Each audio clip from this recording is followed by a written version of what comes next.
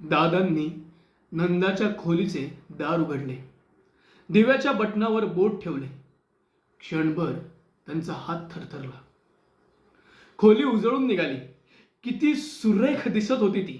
सारे कसे नीट नेटके जिथल्या तिथं होतं.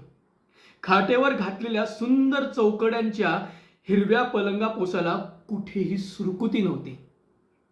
उशीचा आभरा आत्ताच परटाकडून आल्यासारखा दिसत होता. मेजावरल्या फुलदाणीतील रंगेबिरंगी फुले खेळून घरी परत जाणाऱ्या बालकांप्रमाणे एकमेकांशी गुजगोष्टी करीत होत्या. खोलीतल्या वस्तूत नंदाची सौंदर्य दृष्टी प्रतिबिंबित झाली होती. शेखर विषयीच्या तिच्या आकर्षणाच्या मुळाशी सुद्धा हे सौंदर्य प्रेमच असावं. मोठा रुबाबदार दिसत असे तो. वैमानिकाच्या वेशात तर. पण मृत्यू कोणाचीही कदर करीत नाही, कशाचीही पर्वा बाळगीत नाही. जीवनात येणारे ते अनादी, अनंत आणि आंधळे असे चक्रीवादळ आहे.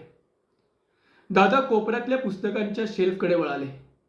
अभिमान आणि समाधान यांची संमिश्र लाट त्यांना क्षणभर सुखावून गेली. नंदाची बुद्धी आपण बालपणीच ओळखली. तिच्या वाचनाला वळण लावले. नाना विषयांची गोडी तिच्यात निर्माण केली. ते कौतुकाने पाहू लागले. सारी पुस्तके कशी व्यवस्थित लावून ठेवली होती शेल्फवर. कवायतीला उभ्या केलेल्या बालकांसारखी दिसत होती ती. हा शेक्सपियर, हा इब्सेन, हा शॉ, हा चेकोव, सारे नंदाचे आवडते नाटककार. हे जुन्या बाजारातून तिने कष्टाने पैदा केलेले महाभारताचे मराठी खंड. हे तिचे आवडते भवभूतीचे उत्तर रामचरित्र. आणि हा अलीकडे तिला आवडू लागलेला हेमिंग्वे. त्यांना त्या पुस्तकांकडे अधिक वेळ पाहावेना. नंदा एवढी बुद्धिमान, या साऱ्या ग्रंथकारांवर प्रेम करणारी. तिने जीवाचे काही बरे वाईट केले असेल. माणसाची बुद्धी आणि त्याच्या भावना यांचा मेळ या जगात कधीच बसत नाही. दादा अतिशय अस्वस्थ झाले. ते लगबगीने नंदाच्या टेबलाकडे वळाले. मेजावर डाव्या बाजूला 2 पुस्तके पडली होती. त्यातील मोठे पुस्तक त्यांनी उचलले. तो होता महाभारताचा खंड. एक खूण दिसली त्यात. मोठ्या उत्सुकतेने दादांनी ते पान उघडले. ती खूण म्हणजे नंदाच्या एका मैत्रिणीची लग्नपत्रिका होती. महाभारताच्या त्या पानावर कथा होती ती सावित्रीची. यमपाशातून पतीचे प्राण मुक्त करणाऱ्या पतिव्रतेची. नंदा हे आख्यान वाचित आहे. म्हणजे ती अजून शेखरच्या मृत्यूविषयीच विचार करीत आहे. त्यांनी झटकन दुसरे पुस्तक उचलले. ते होते हॅम्लेट नाटक. आगरकरांनी केलेला मराठी अनुवाद.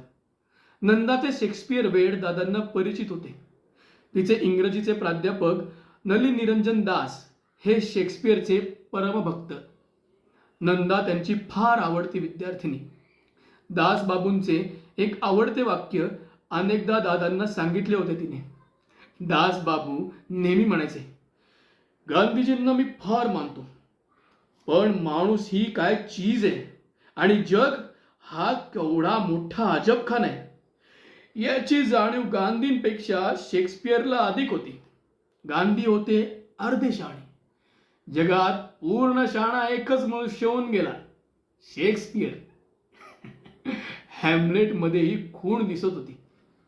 दादांनी ते पान उघडले. 3ऱ्या अंकातला 4था प्रवेश. हॅम्लेट आणि त्याची आई यांच्यातल्या समोरासमोरच्या संघर्षाचा. त्या पानावर हॅम्लेटच्या एका भाषणाच्या दोन्ही बाजूंना तांबड्या पेन्सिलीच्या वेड्या वाकड्या रेखा दिसत होत्या. दादा तो भाग वाचू लागले. हॅम्लेट आईला म्हणत होता, तुझ्या विषय वाचण्याचा प्रकार काही अलौकिक आहे.